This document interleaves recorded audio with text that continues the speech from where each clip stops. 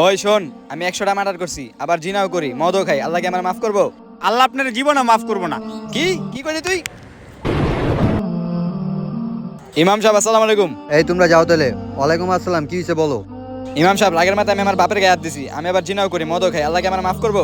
ও আচ্ছা, এই ব্যাপার। তাহলে শোনো, তুমি যদি আসমান সমান গুনাহ করো, পাহাড় সমান গুনাহ করো, তুমি যদি আল্লাহর কাছে মাপ চাও, আল্লাহ তোমাকে ঠিকই মাফ করবে। ইমাম সাহেব, আপনি এক প্রথম মানুষ যে আমি বলছি আল্লাহর কাছে মাফ চাই, আল্লাহকে আমার সমস্ত গুনাহ মাফ করবো। আমি আজকের পর থেকে আল্লাহর কাছে সবসময় মাফ চামু। হে আল্লাহ, আমি তোমার কাছে তওবা করলাম, তুমি আমার সমস্ত গুনাহ মাফ করে দিও। ভাই, নামাজের টাইম হয়ে গেছে, আমি তাহলে নামাজে যেয়ে আসি আমি।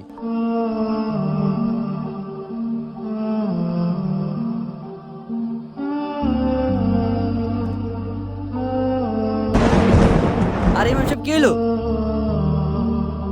আরে ভাই মনে ইন্তিকাল করছে। ইনানিল্লাহ ওয়া ইন্না ইলাইহি রাজিউন। ভাই মনে অনেক ইমানদার ব্যক্তি ছিল, যে কারণে আল্লাহ তাকে সেজদার মধ্যে মৃত্যু দিছে। অবশ্যই কমেন্টে আমিন লিখে যাবেন।